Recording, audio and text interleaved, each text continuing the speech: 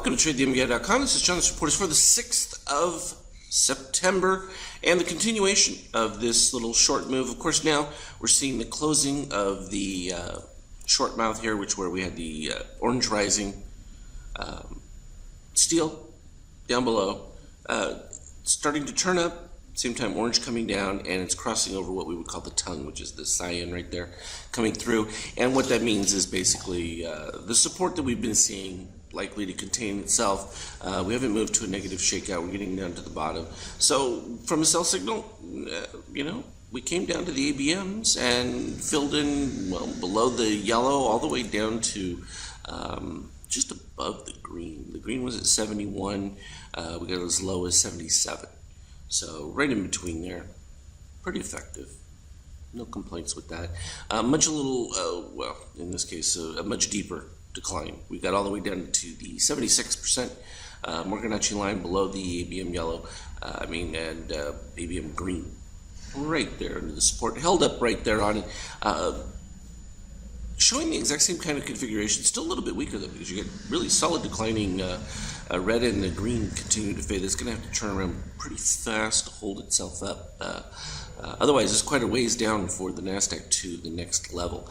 From the ES standpoint, you got quite a bit of range. You got plenty of miniature supports right in between there all the way to the 76, but then a huge gap between the 76 to the 61. So that gives us the thresholds from a daily standpoint to keep our eyes open. The euro, nice bounce back, stayed above the top of that range. Amazing how that works. Just came right to it, popped right off of it.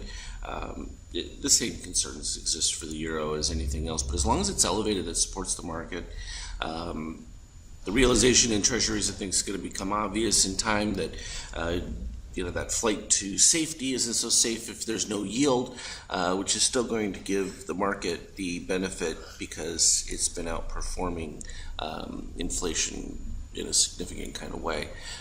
And again, like I said, the inflation run is in oil, despite what its production is. Of course, you're hearing these lovely stories about them changing the fuel of oil tankers, and that could cause oil prices to skyrocket because it won't be delivered. Not because they can't produce it, just that they wouldn't be able to deliver it. That's not going to change the spot price of oil in the short term here unless something like that actually took place. So I don't think you have to worry about that one. And like I said before, gold, given what we were seeing from the general readings, any pop was not going to be something that survives. Now that you're starting to fill back in these positive extremes that took place after the short rise in that, though, if we get a turnaround here in our DOC, that actually could spark a little bit more of a rally. The 5K chart was a beautiful day. We started out with the sell signal, took place there. We ended up with a couple of decent buys, but all we could get was gold below 50%, popped up a little bit, and then boom, proceeded to collapse, and that's when it made the new lows, took it out. And then we produced the orange candle, which we know that you're likely to come back to the open, and the way this one opened was all the way down at the bottom of the bar, so we were expecting a move all the way down to the 78, and then we popped up really quick, and then we literally dropped right back down to that 78. So it popped up there, put in a red extreme histogram, so we knew the low of that was going to get retraced, and sure enough, it came down pretty fast, filled it in, but then put another gold right at the 50%, it was just slightly below it. And sure enough, that gave us a midway run all the way back down into that between 0 and 23%. I always look for like 80%, and that's kind of where we covered that one. What happened with it, though, is we were starting to get higher DOC red readings. And this is where I'll do this little line right here. Boom, boom. And it's like the difference between that one and this one going the opposite direction. So you would expect from where this one is to this one to make lower, and between these two, when you're making roughly the same with much higher DOC readings, when you get that buy of that orange dipping below, yeah, you got something that's going to take off. In this case, we went to the 100%, and we ended up with gold above the 100% Morganacci line. That took us all the way up to the 100%, where we got overbought with all the little dots. and we started to retrace basically just to the 50%. Post-market here, where we are right now, in the pre-market, we'll zoom that in a little bit. We broke through that 50% line, made it all the way to the rising zero. So basically what's happened is the zero rose to, and you'll remember this level at 2880, this goes back from a week or plus ago of positive extreme, the only one that hadn't been filled. And sure enough, it filled it. I mean, we'd have to really dramatically straight the chart up, and we can get a little view of it. I go way back a little bit more. So that was one too many.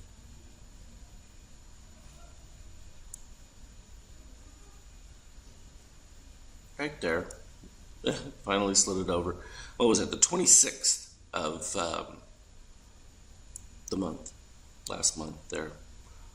In August. So that was the key for that positive extreme. These other ones that it had the retraces come through.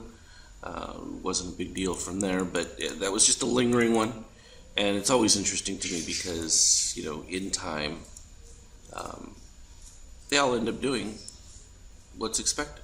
So it's just a matter of being able to, one, be patient for it, or two, recognize when not to be in the setup and then attack from the higher. Because you figure the range between that move was, all the way up to 29.15 range and then dropping all the way back to 28.80. It's pretty reasonable from a point value short-wise to take advantage of that. We can see now here we're moving back up to this 100% level. Starting to get overbought the beginning of it, so we'll see. It could be opportunity to add into a little short setup there on the first configuration going down.